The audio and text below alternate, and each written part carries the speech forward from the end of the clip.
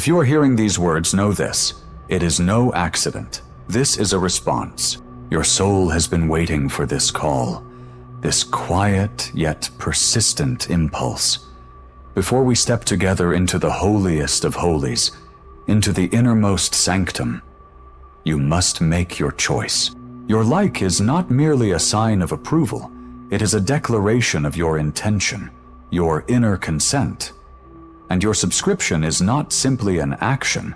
It is your entry into the ranks of those who relentlessly seek, who thirst to know the truth. We live in a world skillfully constructed on illusions, on the finest threads woven by those who invisibly hold the control panels of all existence. The truth, which they meticulously hide behind a dense screen of endless news and entertainment, is actually simple and, unfortunately, terrible. Our familiar world, this entire carefully constructed visible reality, stands on the brink of complete, inevitable collapse. And this collapse will not only affect the fluctuating stock markets or corrupt governments, it will strike at the very core of our existence, at the deepest understanding of what value truly means. This is not merely a conspiracy theory. It is a genuine plot aimed directly at your consciousness, at your very ability to discern the true reality concealed behind dense veils of falsehood. You have likely heard many predictions before, prophecies that seemed to pertain to distant, long-past eras, to mysterious, forgotten cultures. But today, I bring you knowledge that will inextricably link ancient wisdom with our rapidly moving present, with what unfolds right now, before our very eyes. They say that once, in very ancient times, the Hopi wise ones, guardians of invaluable ancient knowledge, left the world their most crucial warning. They spoke of what are called paper ghosts. And this is not simply a poetic metaphor. It is a precise description of what we know today as ordinary paper money. Their prophecy foretold, paper specters would one day turn to dust and ashes. That very phrase, paper specters, pierces with a profound truth. For what are paper monies, if not fleeting phantoms of acquired value? They are merely assurances, records, symbols to which we, united by shared belief, have ourselves granted power. And this power, this collective conviction, forms the unshakable foundation of our entire civilization, built upon an endless process of exchange. But what transpires when the very bedrock grows fragile, unreliable, when the phantom begins to lose its familiar form, dissolving into the air? Our distant ancestors, the people of the past, understood this well. True worth lies not within a humble slip of paper, but in living energy, in applied labor, in the generous gifts of nature. The Hopi people, for instance, possessed a profound understanding of time's cyclical nature, sensing the vital importance of maintaining harmony with the natural world. Their cosmology, their ancient spiritual practices, were imbued with a deep awareness of the interconnectedness of all that exists. They perceived the world not as something frozen and static, but as a living, breathing organism, subject to the eternal, relentless cycles of change and transformation. And these cyclical shifts, as they predicted, bring not only longed-for renewal, but also the inevitable destruction of all that is outdated and has outlived its time. Consider, for example, the much-talked-about Chimera Protocol leak. This narrative is not merely another fabrication by science fiction writers. It accurately reflects a deep, almost panic-stricken concern that has gripped the most clandestine circles regarding the future of our global financial system. Those very records, which somehow astonishingly managed to seep into the open network, spoke of the imminent, catastrophic collapse of the entire system built upon so-called fiat currencies. They asserted that this system, by its very nature, is nothing more than a fractal of fundamental instability, doomed to complete self-destruction. Now, to this disquieting picture, add the prophecies of the legendary hermit monk Kenshin, whose ancient scrolls were discovered amidst the ashes of a monastery burned to the ground, nestled on the slopes of the sacred Mount Kurama. In them, he describes times when symbols of exchange, once of immense weight, will ultimately lose all meaning, when phantom gold, like a mirage, will turn to mere dust. And there can be no question of mere coincidence here. This is a clear manifestation of harmonic resonance, a kind of universal response. The ancient prophecies of Vanga, the mesmerizing calculations of the Maya, the sacred revelations of the Gnostics, all speak, though in different words, of one fundamental truth. Consider the Gnostics, for instance.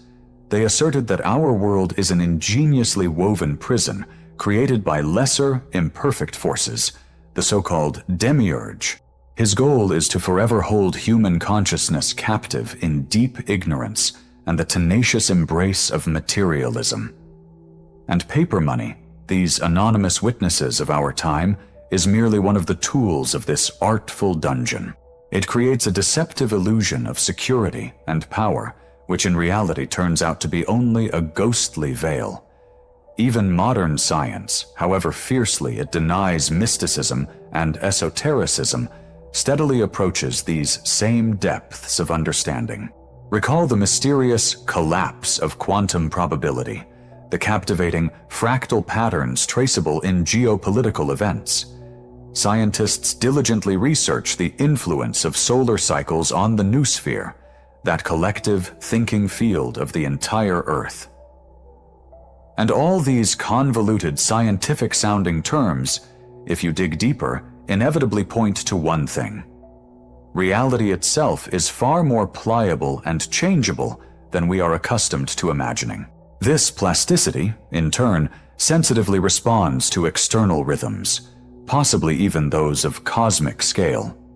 It brings to mind that inexplicable, piercing anxiety that can suddenly grip you in the middle of the night, around 3 o'clock, when the whole world around seems immeasurably empty and unfriendly.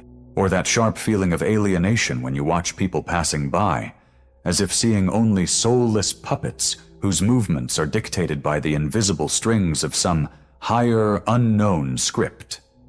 It's a peculiar, burdensome sensation, as if you're not quite in your rightful place, as if the world around has lost its authenticity, become spectral. This isn't melancholy, not banal sadness. It's your soul suffocating in the suffocating embrace of the matrix, a cry of a soul striving to break free. It's your own profound voice, your true essence, desperately pushing through the dense layers of imposed beliefs and fears that shackle consciousness. What if all these monstrous phenomena that we perceive as reality, destructive wars, sudden crises, pervasive pandemics, are actually just pale shadows projected onto the walls of our perceptual cave? What if the true tyrant, the one holding us captive, is actually looking intently at you from the depths of your own mirror? We have become so accustomed to shifting blame onto external forces, onto some abstract system, onto an abstract government, onto invisible them, that we have completely forgotten the primary, main source of our inner strength and, simultaneously, our vulnerability. We ourselves are the source. It is our own distrust, our all-consuming fear, our stubborn refusal to awaken, that feeds these masterfully crafted illusions. We construct these golden cages for ourselves, and then, locked within, we bitterly lament our own captivity and lack of freedom.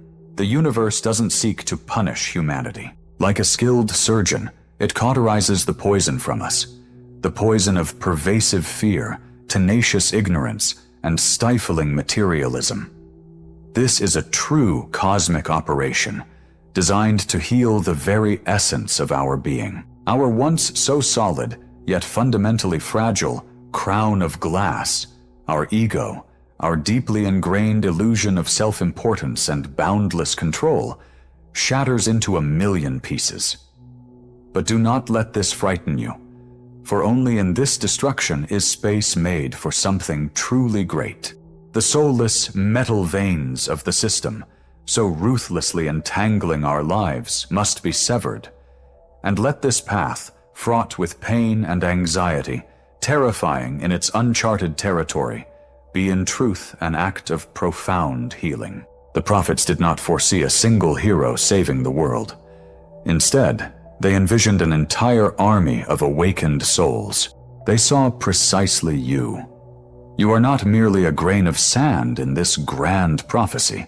You are its very embodiment, its living fulfillment. The mysterious writings, known as the Lost Verse from the 11th century, stanza 93, hint at a transition from the ethereal to the true, from the physical to the spiritual. This is not merely a warning. It is an activation code intended for the Savior awakening within each viewer. When the paper shadows turn to dust and the system built on lies collapses, it will not be an end, but a new beginning, the dawn of an era where true value will find its rightful recognition, and human consciousness will be freed from its age-old shackles. And each of you, listening now, who feels this inner resonance, is an intrinsic part of this grand transition. You are the conduits of the coming reality. Now that the veil has been lifted from your eyes, inaction becomes impossible. Your inner transformation must find its reflection in the outer world. Your like is a brilliant flash of light, illuminating our entire vast network, a beacon of sorts, strengthening all those who, like you, are in search. And your act of sharing is like a seed you carefully plant in the midst of a boundless desert of sleeping minds, a seed of awakening, capable of sprouting. Your subscription, however, is a true pledge, an unbreakable promise to follow the path of gaining awareness. If you feel ready for something more, if the call of truth resonates within your soul, then our inner circle will become your operational base, a reliable stronghold. And your support through super thanks is pure energy that fuels our shared flame, igniting in a sacred battle against the encroaching darkness, a battle for the liberation of human consciousness. Until our next meeting, please remain aware, stay connected, and never, do you hear, never stop asking questions.